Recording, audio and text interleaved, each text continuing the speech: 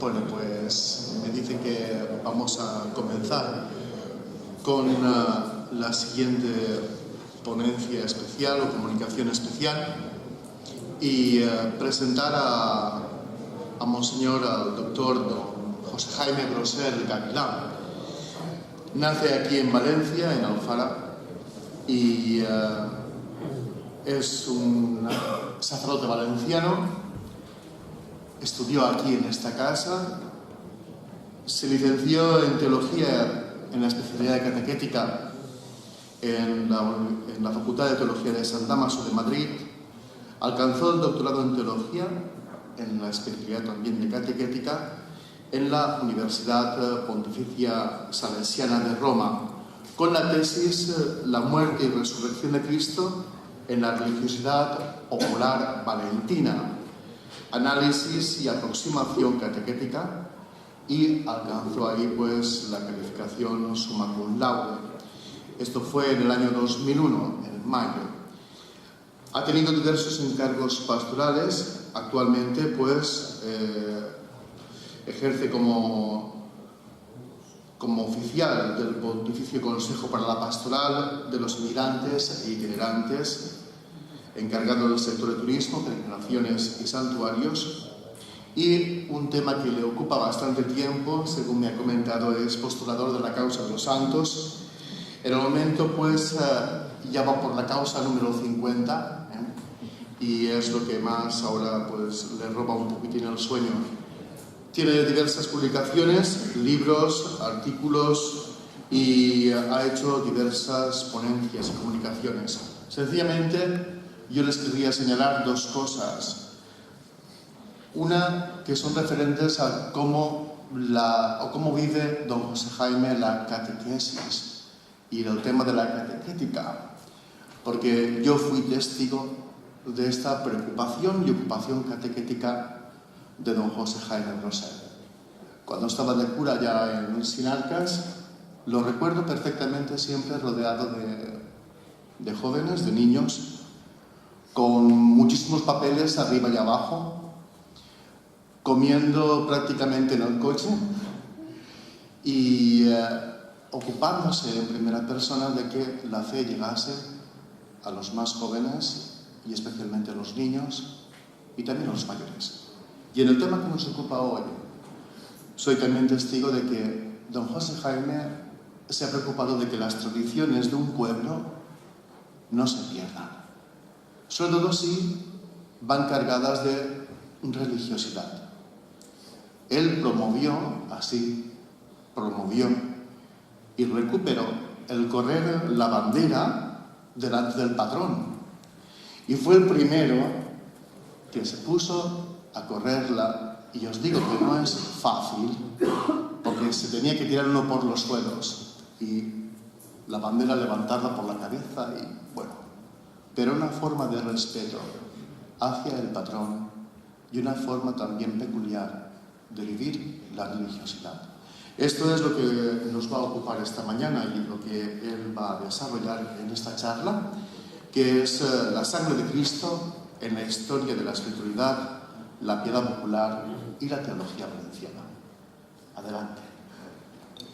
Muchas gracias por la invitación. Para estar presente, poder participar siempre en actos en casa es algo que a uno le da alegría.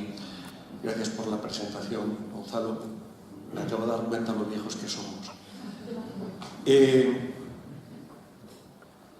12 de mayo de 1587, a petición del arzobispo San Juan de Ribera, el Papa Sixto V aprobó los textos litúrgicos que serán usados aquí en nuestra diócesis con ocasión de la fiesta de la sangre de Cristo. Es la primera concesión pontificia de un oficio de Sanguine Christi en toda la Iglesia universal. Pero esta aprobación no es el origen, sino es el reflejo y un momento significativo de una devoción que estaba extendida. El objeto de mi intervención es intentar individuar aquellos elementos y los acontecimientos que influyeron en el hecho de que esta devoción experimentara un mayor arraigo en Valencia. Confío, en primer lugar, en vuestra misericordia, es una de las obras de misericordia, soportar los defectos de los demás, y os puede ayudar todavía en este jubileo.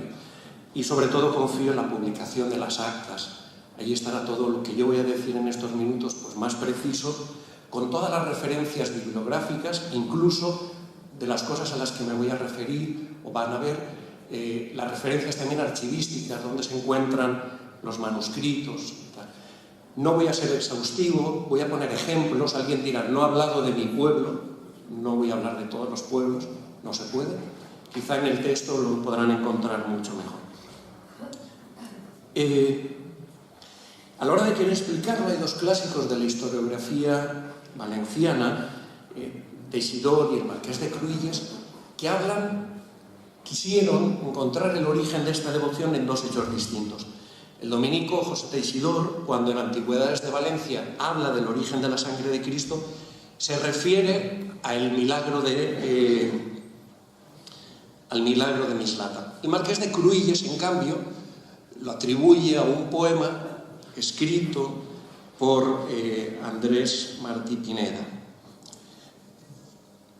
Teixidor habla en Antigüedades de Valencia de un milagro que había recogido Teodosio Herrera, maestro de ceremonias de la Catedral de Valencia, que habría ocurrido antes de 1535, que el día de la sangre de Cristo, un hombre que iba a trabajar escuchó la voz del que había sido su señor, ya difunto, diciendo que ese día había que celebrarlo, que se debía. Y luego eso le acompaña unos signos delante del sacerdote, etcétera, etcétera. Se mueven los candelabros y tal.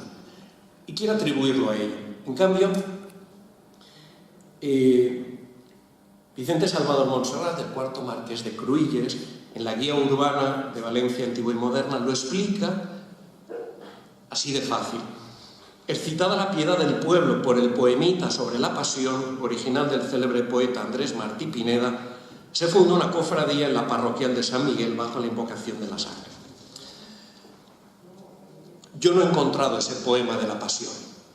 Yo creo que en cambio se podría referir a este que están viendo, a la contemplació en honor y reverencia de les vegades que el nostre Redentor Jesús escampà la seua preciosísima sangre. Y con las propiedades de cada una. Es muy curioso como para cada una de las propiedades pone un ejemplo de aquello a lo que puede servir. Es una obra editada en 1521. Aquí, por ejemplo, una de ellas, los campaments de la sang del costat val contra ira i tristícia, i per a cobrar lo do de pietat y la virtud de la paciencia. Yo creo que son dos respuestas claramente insuficientes, son de fechas además tardías. En ese momento ya hay documentos, escritos, cultos y populares, ya hay algunas cofradías fundadas. No se puede explicar en base a respuestas tan simples, pero bueno, son manifestación de esa devoción que ya existía. En mi opinión, el surgimiento de la veneración a la sangre de Cristo es la suma de muchas circunstancias, algunas de la Iglesia universal y otras mucho más específicas del contexto valenciano. Y algunas de ellas son las que les quiero presentar. En primer lugar, el tema de la piedad en torno a la humanidad de Cristo. Si esta piedad en torno a la humanidad fue potenciada con motivo ya de la Primera Cruzada, el momento álgido es en torno al siglo XIII. Hasta el XIII prevale sobre todo la contemplación de Cristo glorioso, es el Pantocrator, y a partir de entonces, sobre todo, la humanidad prevalece sobre la divinidad. Es un momento de guerras, de enfermedades, de pestes, de hambre, de catástrofes naturales. Y ahí el fiel busca consuelo a las propias dolencias contemplando al Cristo sufriente, al Cristo doliente. Se contemplan los misterios de la vida de Cristo, su pasión, su muerte. Los franciscanos tienen un papel importante, son los custodios de los santos lugares de Jerusalén. Es una piedad alimentada por la predicación de San Bernardo, haciéndose popular luego con San Francisco. Se potencia la veneración de reliquias de la cruz, la Vera Creu, de los instrumentos de la pasión. La catedral, por ejemplo, entre las grandes reliquias que tenía, las del cáliz, estaba primeramente la palma que el Salvador nostre Jesucrist portà quan fou rebut en la ciutat de Jerusalén, dues espines de la corona, el Sant Fust de la Vera Creu, del sudari, del sepulcre. También son devociones importantes el Via Crucis, las llagas de Cristo, les plagues y la sangre. Esto tiene un reflejo en la liturgia. Habían misas, las misas propias de la pasión del icono, con la que se recordaba el milagro de Berito, de Beirut, del que luego hablaré. La misa de las 5 llagas, esta aparecía en un misal valenciano 1492, la misa de los instrumentos de la pasión, la misa de la corona de espinas, la misa de los clavos, de la lanza. En los misales, algunos consultados, 1492, 1509 aparecen. Otro elemento, esta imagen es la del Cristo que se custodia en el Colegio Imperial de San Vicente. El segundo elemento es la figura de San Vicente Ferrer. Tengo la osadía de simplemente apuntar alguna cosa delante de ilustres estudiosos, entre ellos el padre Esponera. Son 2 temas en la figura de San Vicente que quiero destacar: la predicación y los penitentes. La predicación durante la Edad Media fue el gran instrumento para la instrucción religiosa. El clero tenía una formación incluso muy baja y por eso las órdenes mendicantes, dominicos, franciscanos, son los que asumen esta misión. Conocemos la fama de San Vicente como predicador. Tiene una espiritualidad cristocéntrica. La perfección espiritual consiste en, contemplando a Cristo, unirse a Él. La contemplación de la humanidad es uno de esos elementos centrales de la espiritualidad vicentina. Ocupa un lugar especial la pasión y la muerte.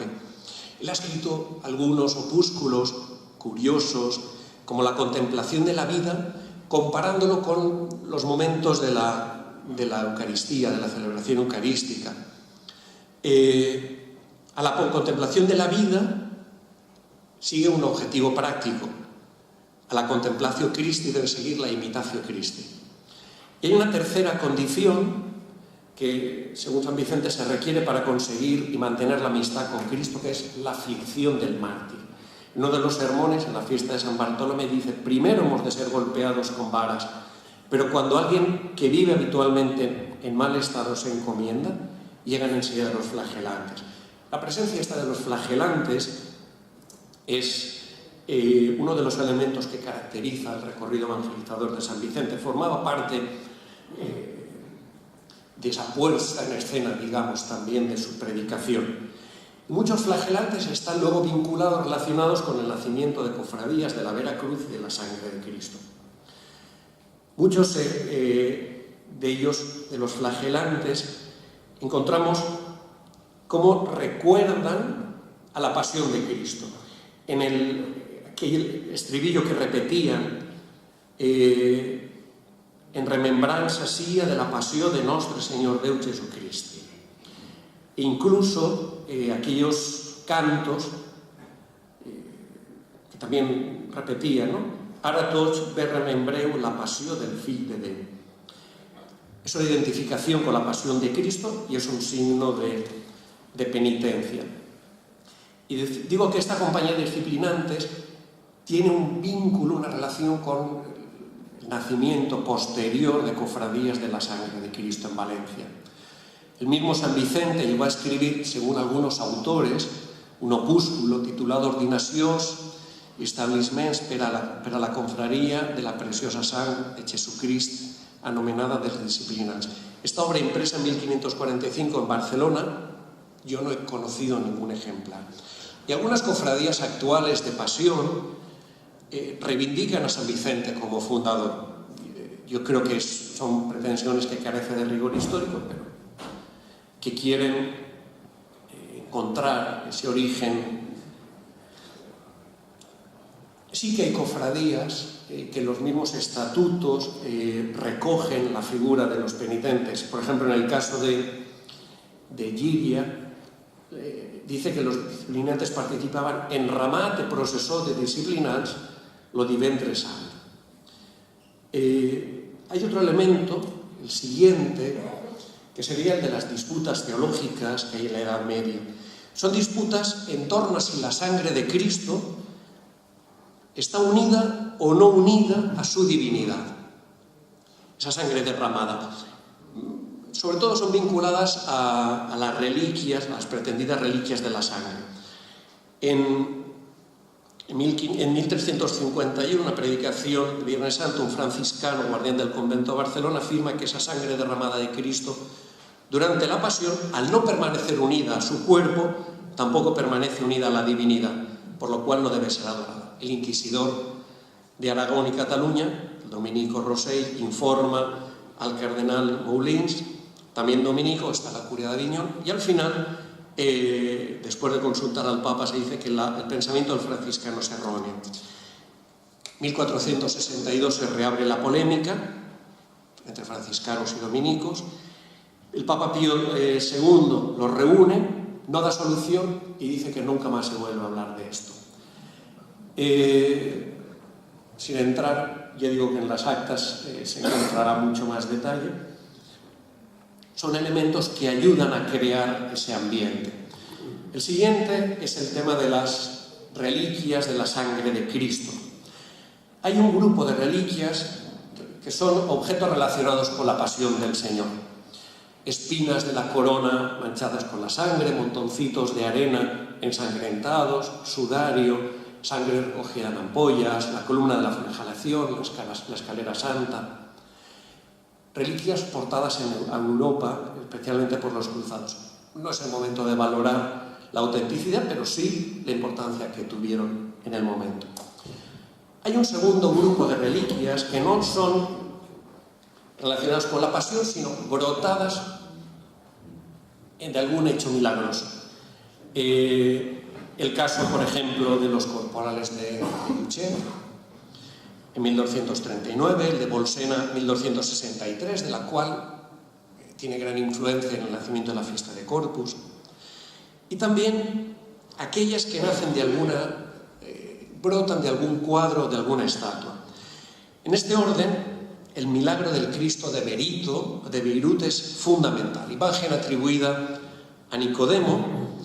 Se afirma que en el año 765-777, el día 9 de noviembre, hoy, unos judíos toman la imagen de un Cristo crucificado de una casa para hacer burla, lo golpean, lo maltratan y brota sangre.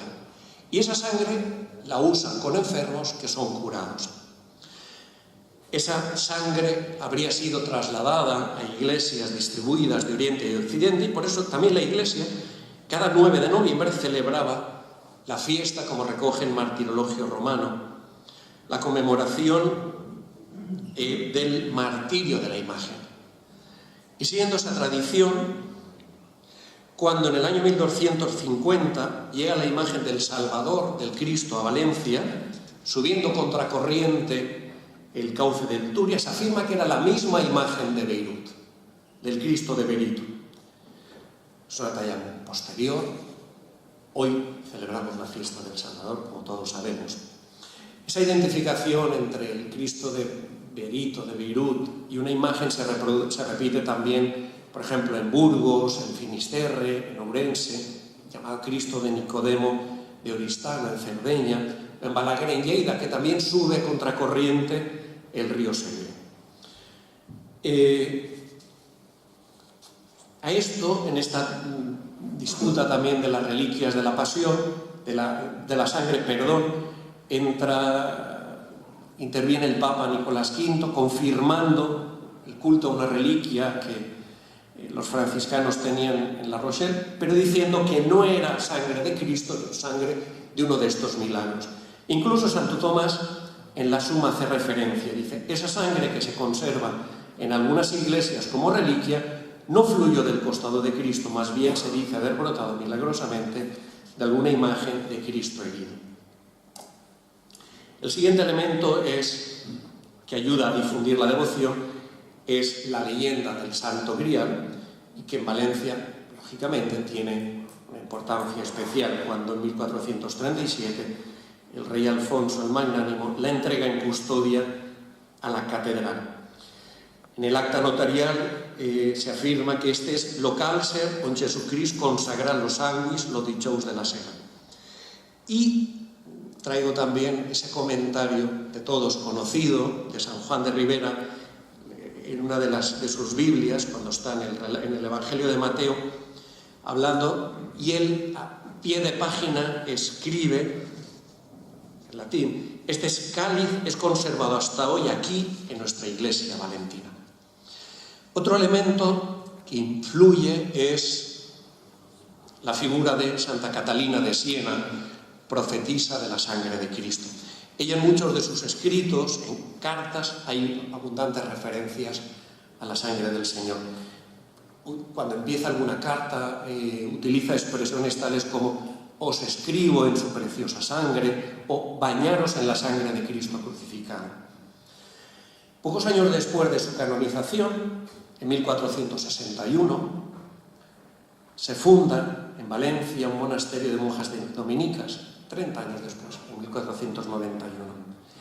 Ese nuevo cenobio, como bien saben, situado en lo que hoy es el lugar que ocupa el Corte Inglés de Sorolla, donde está el callejón de monjas de Santa Catalina, está dedicado a Santa Catalina de Siena y es un primer foco de influencia cateriniana, desde la cual se difunde la devoción. Esa devoción se traduce en innumerables ejemplos de iconografía, de literatura. Está la vida de Santa Caterina de Siena, traducción al valenciano de la obra de Raimundo de Capua. Están les obres fetes en la hoz de la seràfica Santa Caterina, que es el resultado de una justa poética que se dedicó a ella desde 1511.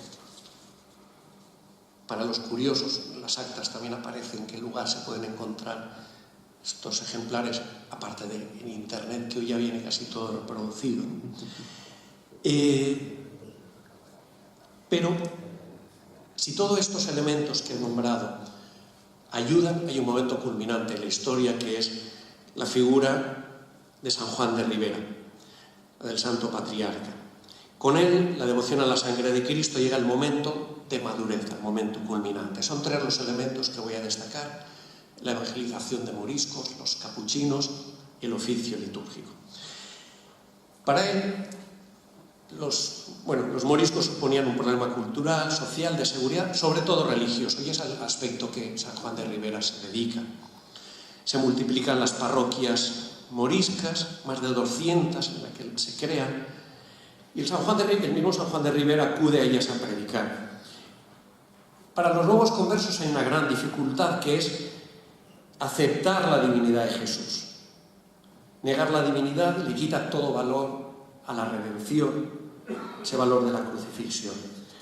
Afirman que Jesús no puede ser crucificado, es contrario a su dignidad como profeta. Para ellos, para los musulmanes, la salvación es individual, basada en la responsabilidad personal, por eso tampoco aceptan una redención universal y no aceptan la mediación de Jesús crucificado.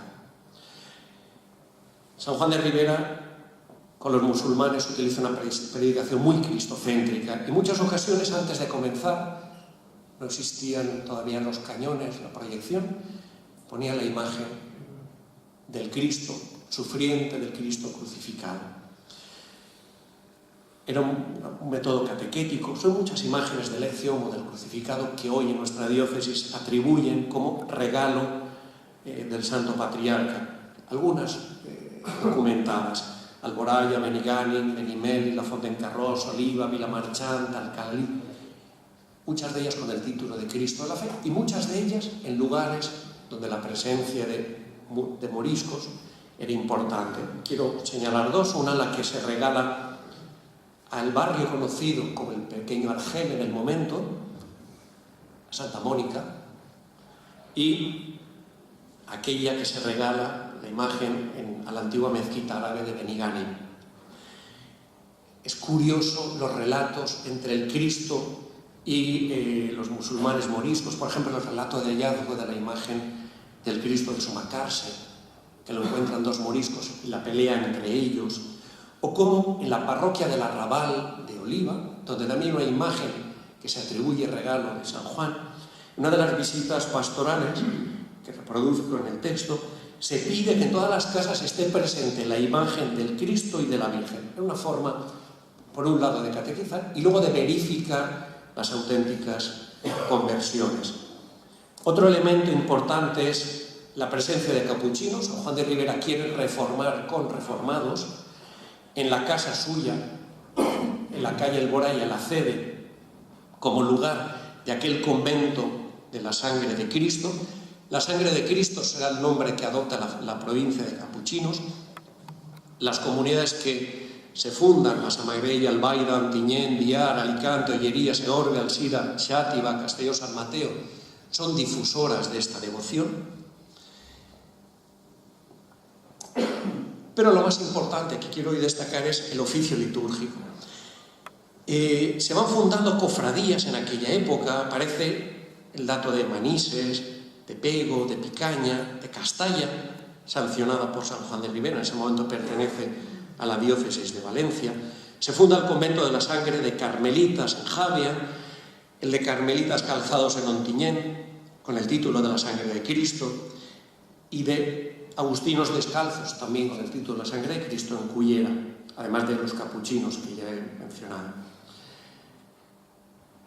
En el tema del oficio, algunos se habla de la existencia del oficio de Sanguinis Christi en la época de Hugo de Lupián, al inicio del siglo XV, de Rodrigo de Borja. Aparecen algunos de los breviarios que yo he podido consultado, por ejemplo el de 1544, hablo del breviario valentino, pero en la época de San Juan es cuando se consigue la aprobación oficial. No he encontrado el documento original. Esta es una reproducción.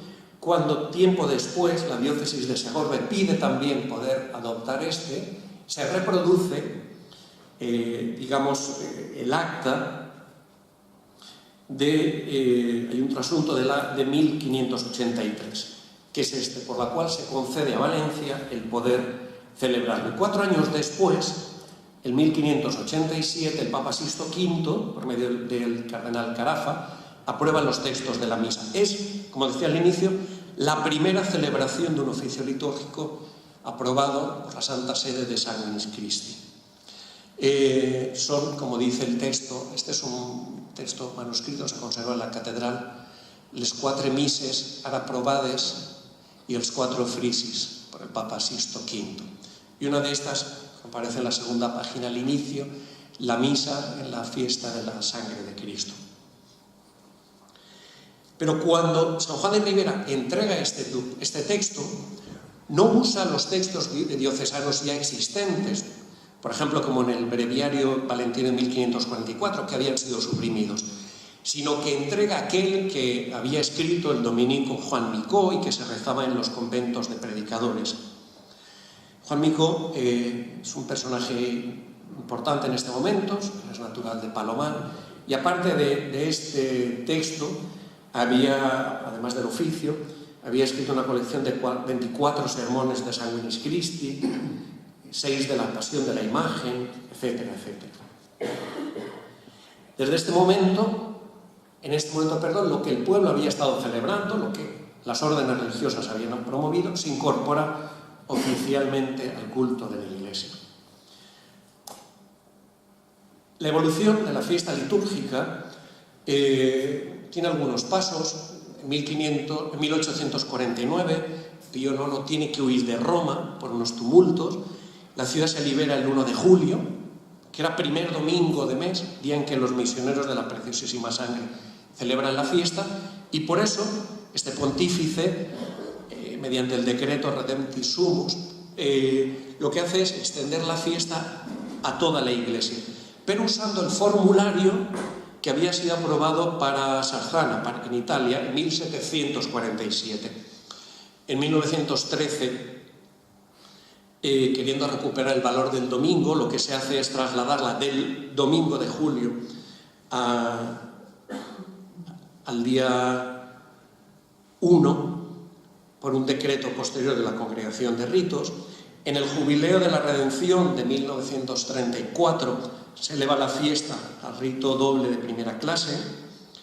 Tras el Concilio Vaticano se publica la instrucción calendaria particular para revisar los calendarios particulares, y a eso don José María García La Higuera, arzobispo de Valencia, responde con una propuesta de calendario propio que se firma en 1974, donde pide que se mantenga esta fiesta. No era fácil, porque la fiesta de la sangre de Cristo se había unificado a la de Corpus Christi, cuerpo y la sangre del Señor.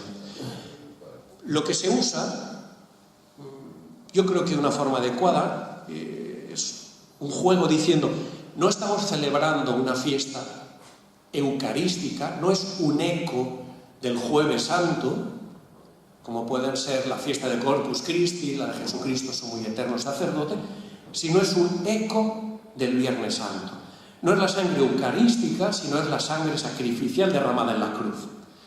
Y en aquella petición se dice: esta fiesta polariza la solemnidad externa de la pasión de Cristo en todos los pueblos e iglesias de la diócesis. Se componen las misas propias, aprobada en 1987, pero aquí no conozco los motivos. ¿Qué ocurre? Que no se usa la misa valenciana, esa primera misa aprobada por la Santa Sede, sino que se utiliza la del misal romano, la de 1747, con lo cual hemos perdido. Con todo, a nivel popular se sigue utilizando la oración valentina original en las novenas, al final de los gozos. Hoy yo he visto algunas novenas, algunas reformadas, actualizadas, Denia, Pego, Tabernas de Baimina, que siguen utilizando la oración valentina. Sería bueno que en estas próximas revisiones de las misas propias pues pudiéramos, con las adecuadas adaptaciones, recuperar aquel texto. En el hoy quiero señalar tres cosas muy rápidas. El primer tema, el lugar de las cofradías, el que ocupan. Nacen en la Edad Media, sobre todo con tres fines: devoción, penitencia, caridad. A partir de Trento se predomina mucho más el aspecto cultural, penitencial, descendiendo en importancia el social caritativo, y ya con la cofradía barroca, sobre todo, la importancia en lo externo.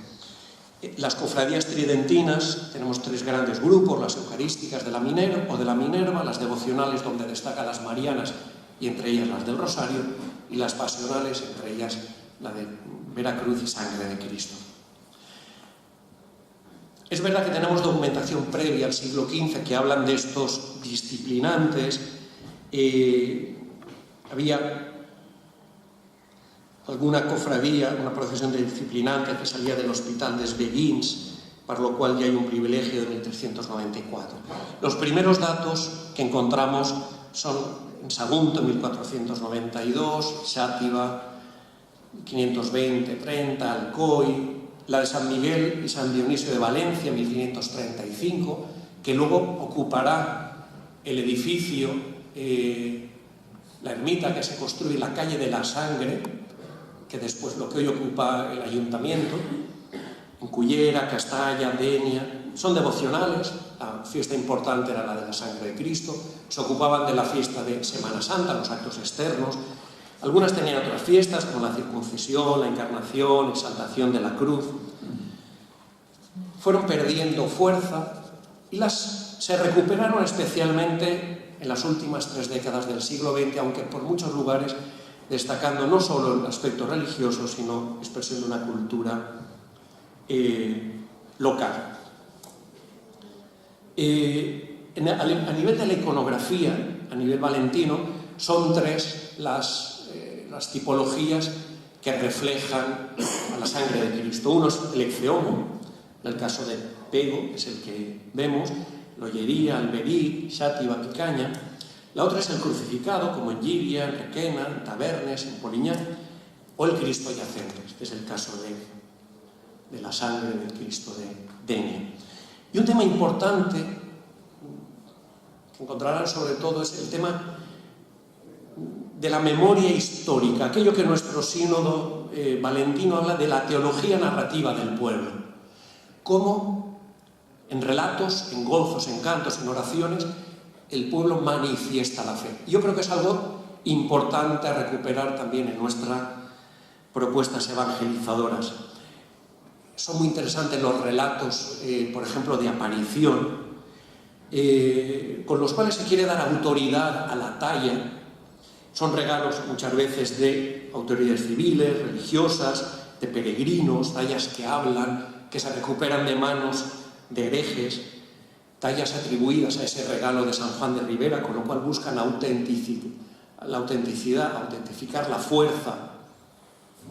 El rato, por ejemplo, de Pego, aquellos peregrinos que buscan, quieren construir una imagen, llegan unos peregrinos, buscan posada, acto de caridad, se encierran, después de 3 días sin saber nada, se abre la puerta y encuentran la imagen. Un relato que encontramos con la Virgen de los Amparados, que en el fondo no es más que repetir que esa presencia, con perdón, del Señor en medio del pueblo, la presencia de la Eucaristía, esa presencia cercana del Señor en medio del pueblo, es una reproducción de Maús también, de la resurrección, los 3 días, el gesto de quédate con nosotros. No quieren buscar, no quieren describir, sino explicar. Hay que ponerse en la perspectiva de quien los ha elaborado. Es una narración, sobre todo, que busca una explicación creyente. El tema de los gozos es importante. Aquellos gozos que hablan, algunos relatan la pasión, por ejemplo, el de Denia, que habla de esa efusión de la sangre, o aquellos que hablan más en concreto, unos ejemplos que había traído, que no es algo tan genérico, sino que habla que en este pueblo, como el Señor ha ido actuando, con vuestra imagen sagrada llegaron 2 peregrinos, que eran 2 ángeles divinos, es tradición aceptada, etcétera, etcétera. De Poliñá el vecindario te ruega con devoción, pues tu sagrada pasión, por tu sagrada pasión, en la cumbre del Calvario. En tu barrio, estaba empezando a leer otro, habla de relatos de ese lugar. Es decir, en el fondo lo que se está diciendo, el Señor no solo actúa en la historia, sino actúa en nuestra historia y actúa en mi historia. Son relatos que en el fondo son profesiones de fe. Yo creo que es punto de partida para la evangelización de nuestro pueblo, que el pueblo lo recibe porque lo vive con cariño, es algo que no tiene que ver con la sangre de Cristo. Los gozos... se me escapó en el pueblo de don Enrique Benavente, de Cuatretonda, aquello de los pechos de vuestra madre, amamos nuestra fe, algo así. Todo esto es algo vivido en casa, con lo cual para el pueblo es suyo. Partir de ahí, y porque luego tiene un valor objetivo, son profesiones de fe en sí. Termino con aquella oración de 1587. Omnipotens sempiterne Deus, qui sanguine Filii tui placari, en non redemi voluisti concedi nobis, quae sumus salutis nostre precium, ita recolere, ut et nunc veniat, et in aeternum gloriam consequi valeamus. Peregundum Dominum nostrum. Amén. Muchas gracias.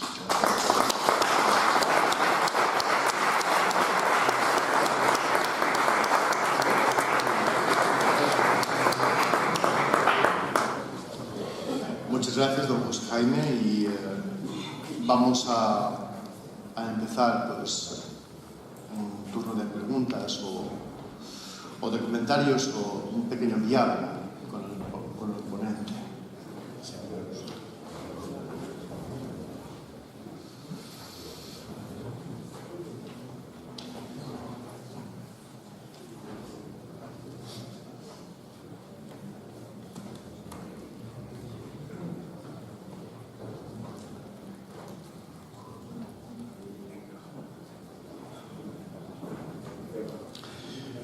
Sí.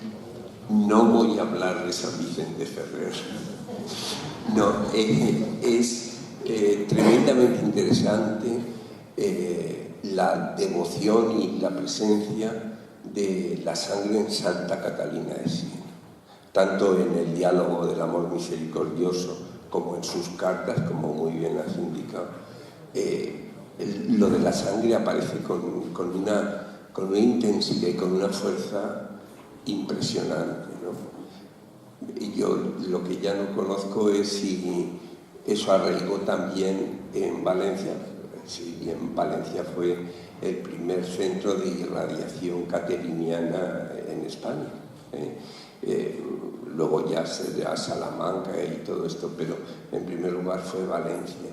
Y la presencia de la sangre en la espiritualidad de Santa Catalina es impactante. En un escrito que ella dirige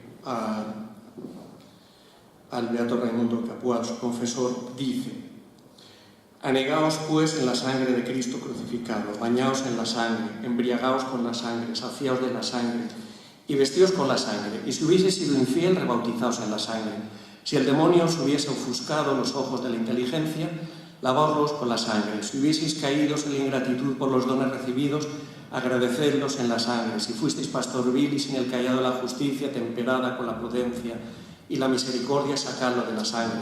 Diluid en la sangre la tibieza y caga las tinieblas en la luz de la sangre. Y concluye: así como os lo aconsejo, lo haré yo en la medida en que me lo conceda la gracia divina.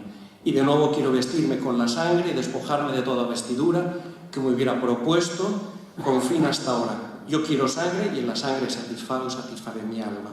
Estaba engañada cuando buscaba la satisfacción de las criaturas. Y luego hay una gran, citado por ejemplo a nivel iconográfico, estas justas poéticas en el fondo ayudan ciertamente en los niveles sociales que pueden influir, pero ayudaban lógicamente, pues, en el fondo aporta su granito de arena en la difusión de la devoción.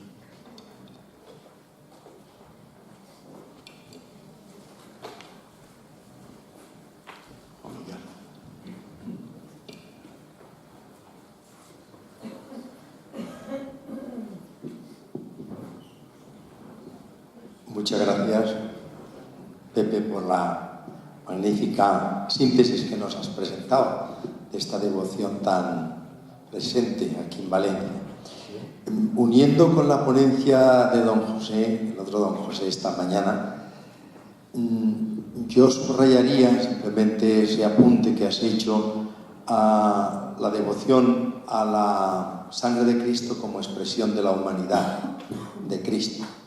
Un aspecto, pues eso, que hoy se puede proponer estupendamente, más allá de otros que nos resultan más extraños. Y una pregunta: en los gozos y en los cantos y oraciones se hace presente el tema de la entrega, el tema del amor, lo que hoy llamamos la proexistencia, que ha subrayado tanto don José en ponencia esta mañana, o este aspecto no aparece tanto? Pregunta. En los gozos más, por ejemplo, de los más difundidos, yo creo que era un poco el común, por ejemplo, se usaban en la cofradía de Valencia, se usan en Denia, en Llíria, en Picaña, en Tabernas de la Bailina. El estribillo es: pues morís, Padre y Señor, en una cruz afrentosa, por vuestra sangre preciosa, dadnos, Jesús, vuestro amor.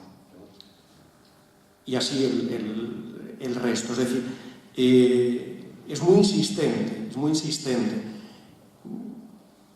Yo creo que es algo curioso, ¿no?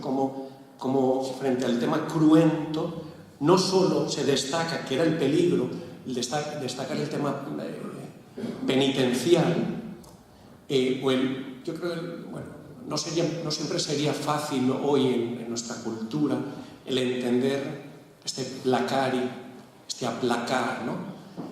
Pero al mismo tiempo el tema de la misericordia y del amor es reiterativo, ¿no?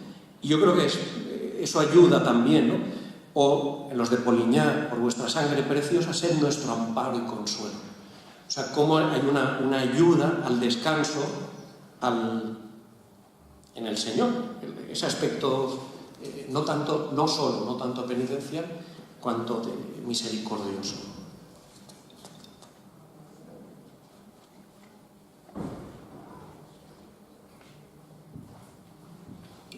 Sí, al fondo.